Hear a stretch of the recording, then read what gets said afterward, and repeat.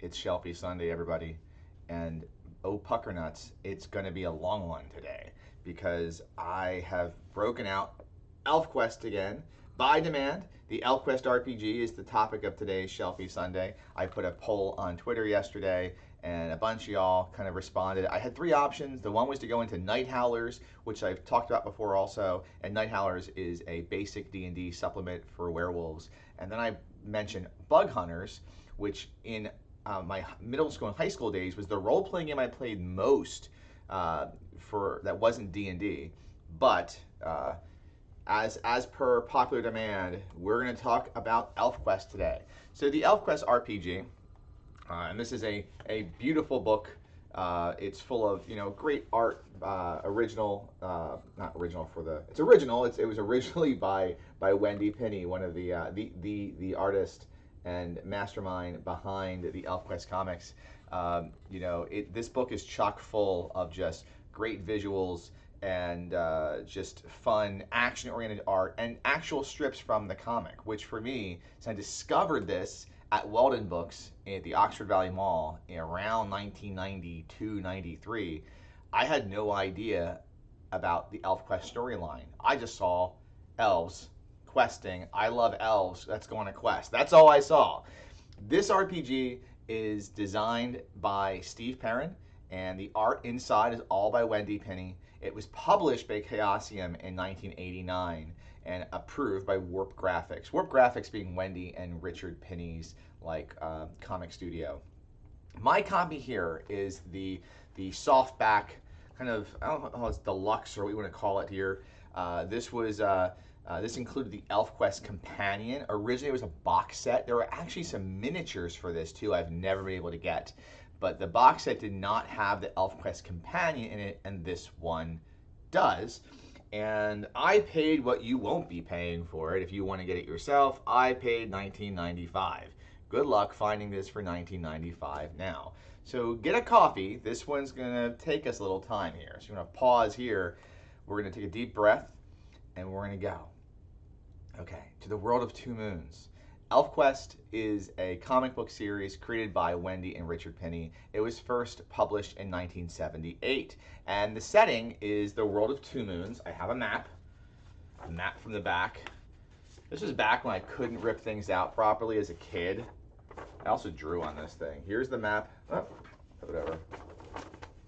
The map of the world of two moons. The story of Elfquest takes place, amidst, societal struggle amongst the elves. The Wolf Riders, to be specific. The Wolf Riders are a tribe of elves that can magically bond with wolves because technically they're all part wolf. They're ancestors who first came to the world of two moons. One of them was in order to survive, became a wolf, like shape-shifted to a wolf, and had, I guess, interbred with another wolf, an actual wolf, and then had a half-wolf child. And then that lineage grew the Wolf Riders. So it's a ways down the family tree that the story takes place, and then I guess the RPG campaign takes place. However, there still is this wolf blood in the Wolf Riders.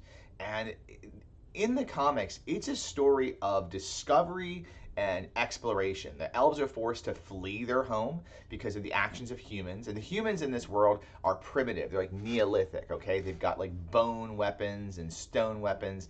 They are not your Lord of the Rings, medieval fantasy type humans. They are, if anything, they can be seen as kind of monstrous humanoids. Most of them. Not all of them, but most of them.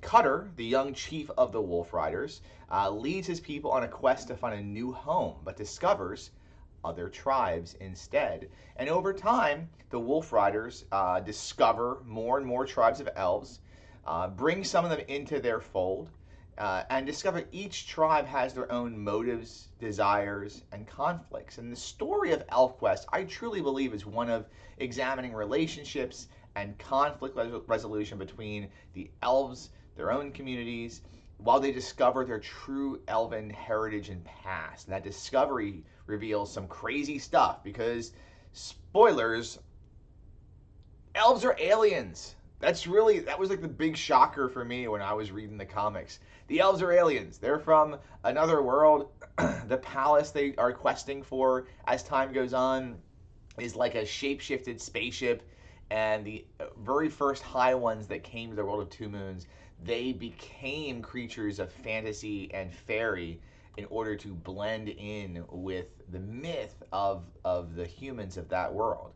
And that was a lot of spoilers just throw at you there.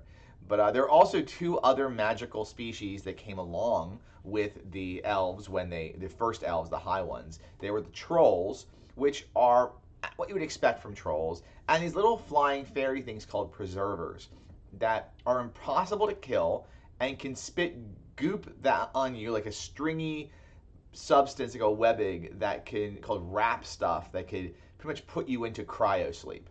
So eventually, if you read this long enough, it gets a little trippy. It was written in the late 70s, right? In the early 80s, so I guess it's to be expected, right? So anyway, for the purposes of the Elfquest role-playing game, though, this covered issues 1 through 17 of the original Elfquest comics, so 78 to 1983. But you have to understand, this is the tip of the iceberg for Elfquest. For instance, this is volume 1 of the Elfquest story, and there are 7 of these out right now. And the Elfquest RPG, if I am correct, would cover everything that happens in volume 1. Pretty much. I think maybe up to here, okay? So if you want to have, if you can get your hands on this and you want to be up to date on what's happening in this, you just need this. But when you read this, you're going to want to keep going. I promise. Ooh, look at that. Someone is pinging Cooper. I better turn off Steam. We're going to hear that pinging nonstop. Sorry about that. All right. That's the guts of the storyline, but let's start with the mechanics of the game. What is the Elfquest RPG? So it's a D100 system based on I believe the early RuneQuest. Oh, he's still pinging me. How do I just close, exit, I guess exit Steam. There we go, we're out of Steam. Look at that. It's based on RuneQuest, I guess early RuneQuest, and by Chaosium. And characters in this game are built upon 7 core attributes. Their strength, constitution, size, intelligence, power. Power is their magic ability. Dexterity and appearance. And depending on what tribe of elves your player character is coming from, or their ancestry, because you can be a troll, or there's stats for trolls, preservers, and humans. Different dice are rolled for each stat. So you're not, it's not like D&D where you roll 3d6 for everything, or 46 for everything, or Dark Sun 44 plus 4 for everything, and down the line. So a Wolf Rider would roll 2d6 plus 2 for their strength, and 2d3 plus 1 for their size, giving them a range of about, 4 to 14 for strength, and then giving them a range of 3 to 7 for size. A Troll is going to roll 3d6 plus 4 for strength, and 2d6 plus 8 for size. So, you're going to have these big swings in characters. Every ability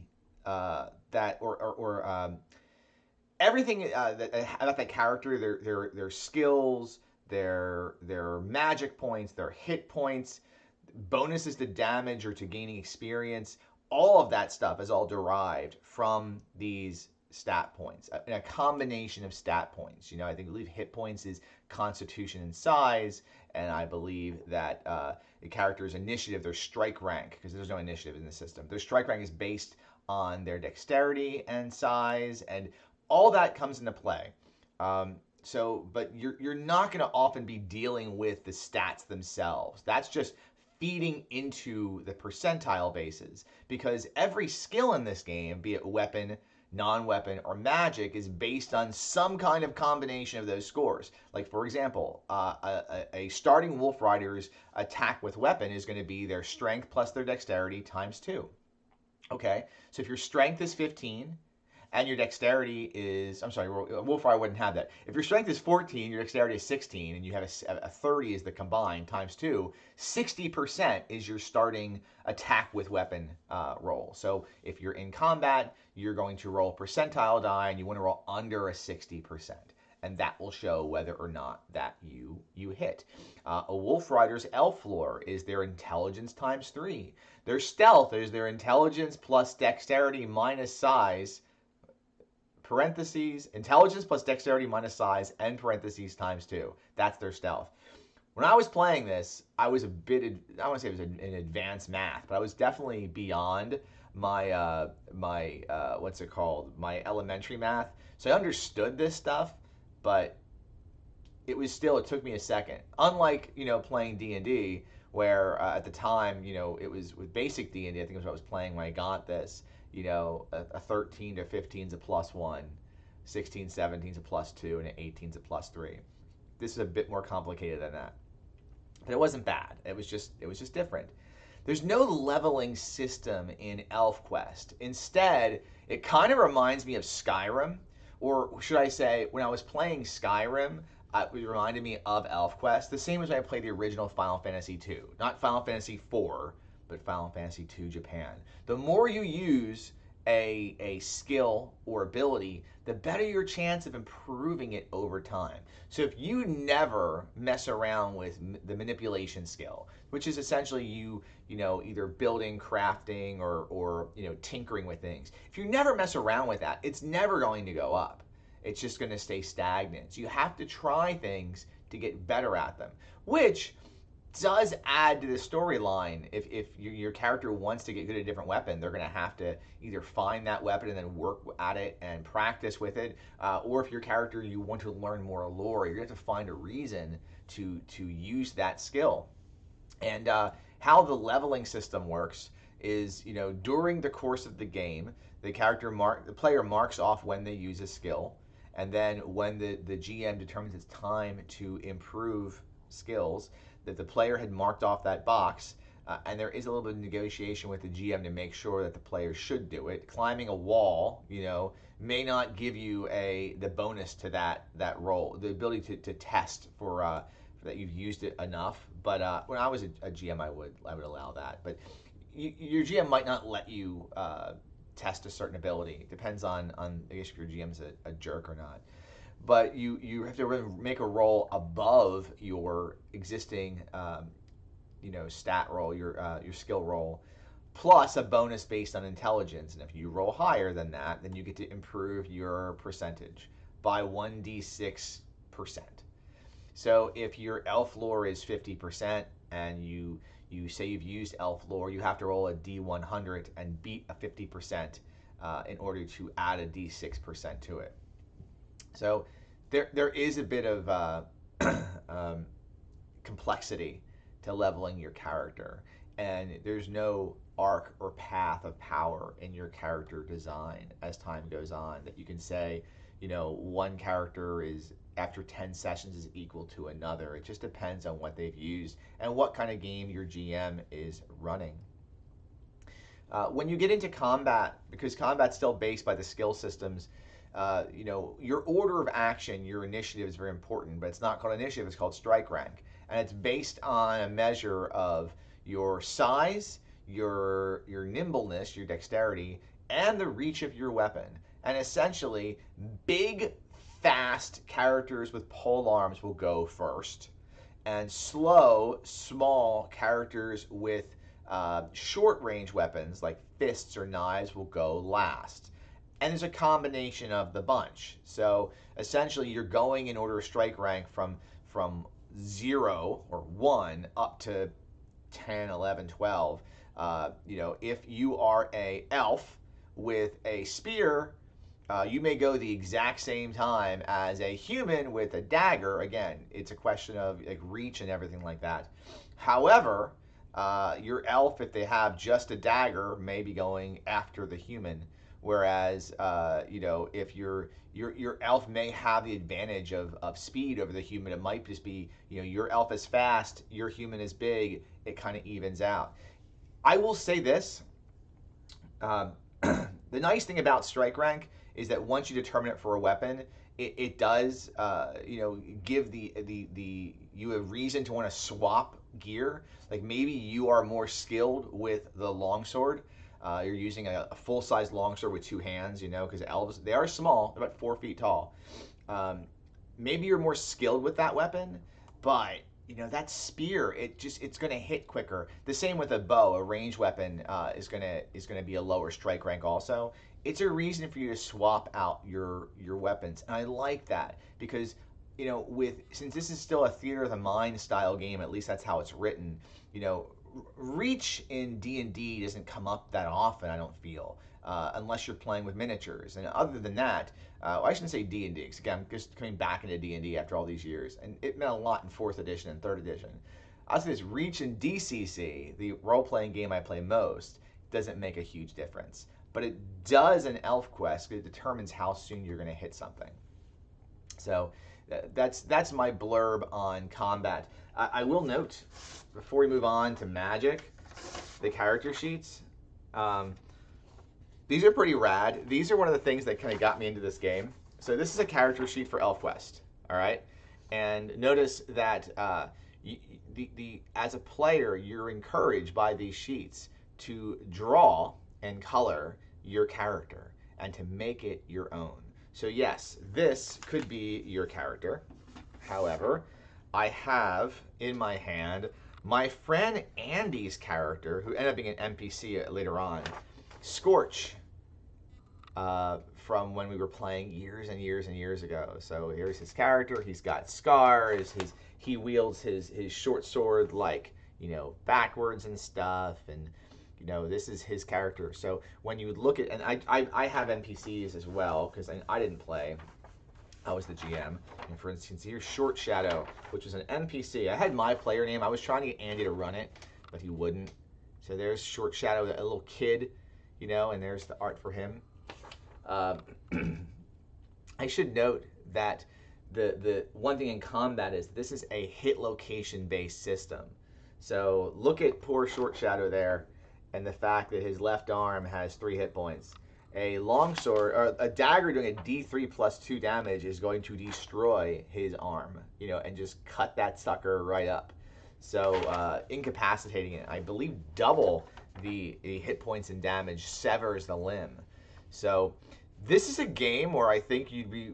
I don't remember this being the case, but since since you were there was an optional rule for using like total hit points, but since the place you were hit would take so much damage, getting hit in the leg and having 0 hit points in your leg slowed your character down completely. Being hit in the head, which requires a 20, pretty much is going to knock your character out of combat. What I do remember from playing this game is there's a dodge skill here and a parry skill in this game, and those 2 skills become incredibly important, to be actively parrying and dodging. And if you have if you have an elf attacking a troll and you have other player characters, it's really important to kind of goad that troll into aggroing on one of the elves, or the other 2 attack from the sides. This system did a great job of, at least in my games that I had, creating some really cool cooperative combat scenes. And especially when I ran it for one-shots in college. And I because the hit points of those limbs and body parts are so low, no one wanted to get hit. So, it really did feel like a more realistic fight scene with a lot of parrying and dodging than other role-playing systems felt, because that one hit's going to hurt you a lot. All right, magic. Let's talk magic. In Elfquest, there are 2 types of magic. There's telekinetic magic and telepathic magic. And there's 16 total spells. Everything from flesh shaping, which allows you like to heal and stuff, and to actually to mold flesh. Oh, I'm sorry, no, healing is separate. There's healing and flesh shaping. So flesh lets you mold flesh into different, make people bigger or smaller, give people wings who don't have them. There's fire starting, spells that let you just like create small flames and whatnot. All of these spells are based on proficiency, as just like the skills. So, and the more skilled you are in that spell, the more effective the spell is going to be. So 16 spells doesn't feel too limiting, because your lower level sending is like, telepathy. Your lower level sending is going to be just telling your friends where you are and blah, blah, blah, that's it. But if you want to take over someone's mind and stuff, you need a high level sending. So just like, in D&D you have Cure Light wounds, cure medium wounds, cure serious wounds, whatever it was in AD&D second edition at the time. Low level healing, mid level healing, high level healing. It's still the same spell. All Wolf Rider characters, and the game does kind of, figure you're starting out as Wolf Rider characters. That's the expectation. The game's sort of built around it. While you can play other elves and such, it does make them really cool. They all start with 3 spells. They have magic feeling. They don't have a lot of it, but they do have it, and that allows them to sort of detect magic. They have sending, really important. They're telepathy amongst each other, and they have wolf bonding, a version of animal bonding that lets them bond with wolves, and because they're part wolf, and it actually makes the Wolf Riders a little bit overpowered if you're playing with other elves at the table, because the wolves are such an important part of the character. At the bottom of the character sheet, there it lists the Bond Beast, and you are creating the wolf. The wolves tend to have more hit points per limb, are stronger, can do more damage than the elves. Like a wolf's bite is going to do 2d6 damage if they can not get someone with it. They also have a knockdown ability that they can knock down and pin opponents. Again, if you are trying to take down a bigger foe, having your wolf pin them while you jump off your wolf and attack with your short sword, it's a great. I've seen it a lot when I used to play the game. The wolf really makes the story different. Makes these elves different than your typical D&D elves. They're a team with their wolf friend. So, all right. Campaigning in the world of Two Moons. I can't say this enough. Running an Elfquest game will not feel like playing a D&D game with a party of all elves. This is not going to be that game.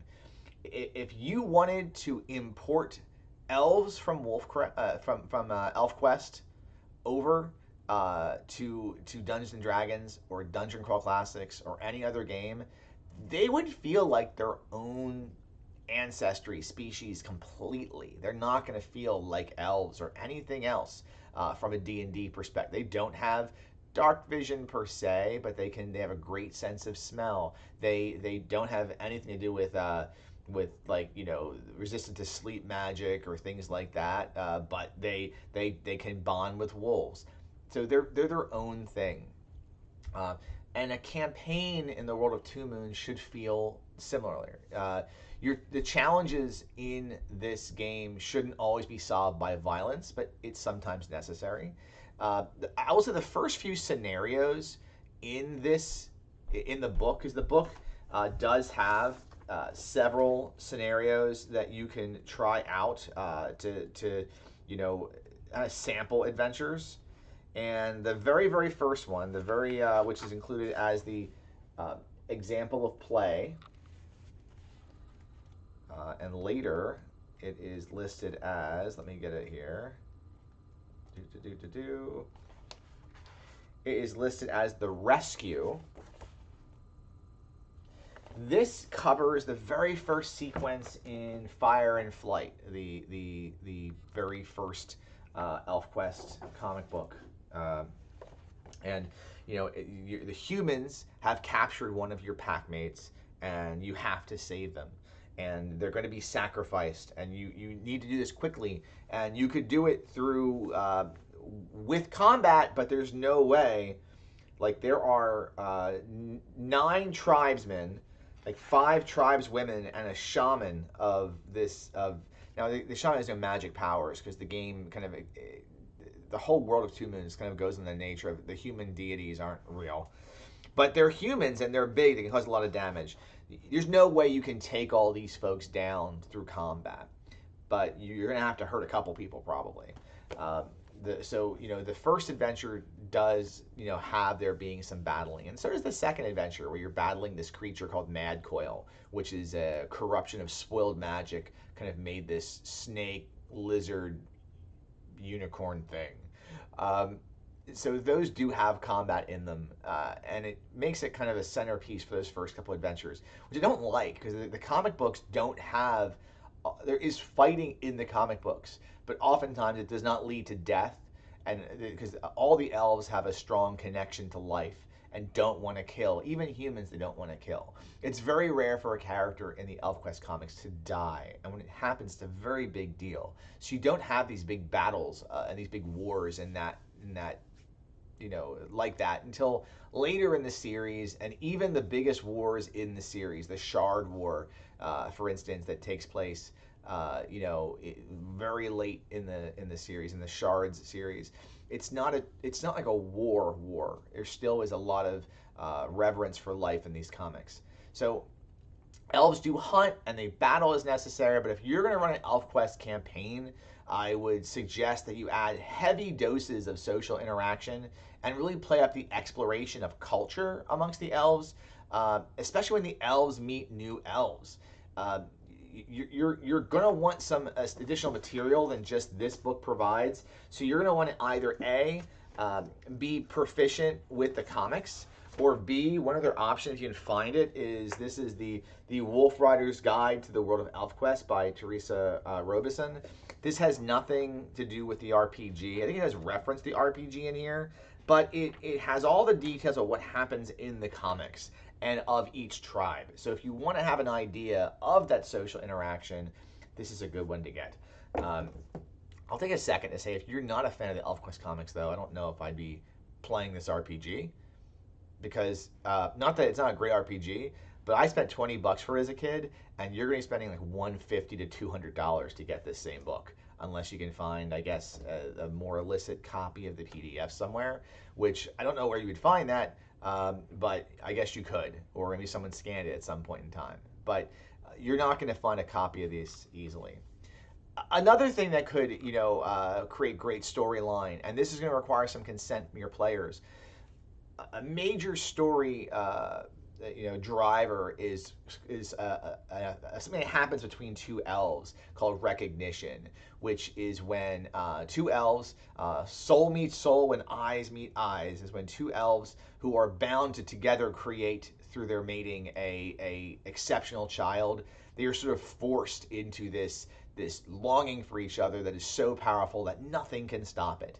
And I know that kind of now, I'm not sure where that gets into. Is there any kind of like what kind of social problems that causes? You would never want to have anything like that between two player characters, or even a player character and an NPC, unless you have complete consent from both. So again, like anything romantic in the game, you want to make sure that if you're going to introduce this thing where a player character sees an NPC and they are forced, they are like not forced, but they are like, they can do nothing without, they're going to lose their minds until they create this child.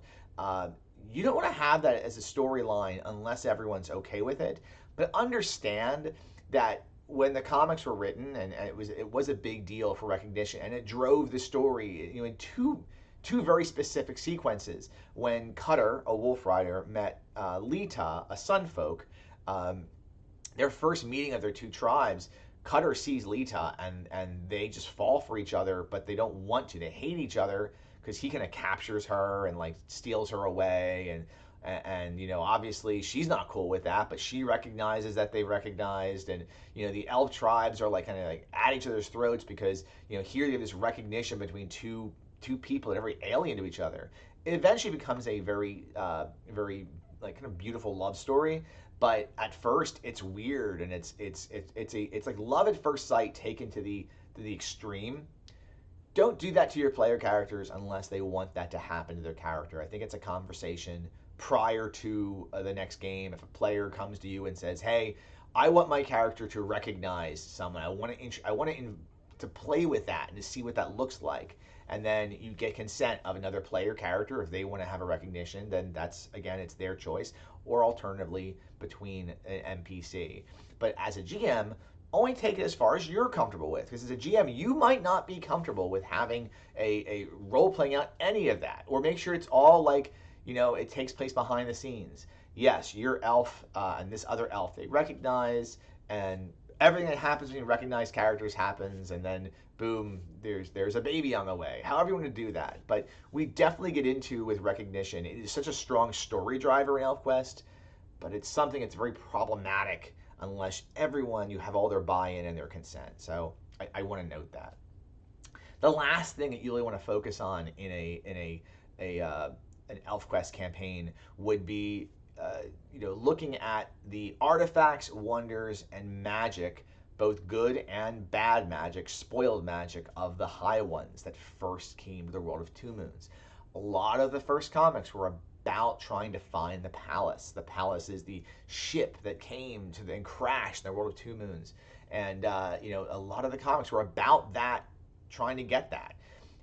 You could totally follow the same path that Cutter and the Wolf Riders did as they, met different tribes along the way of finding the palace. Or maybe there's some other artifact of the High Ones you want to deal with and have them explore that.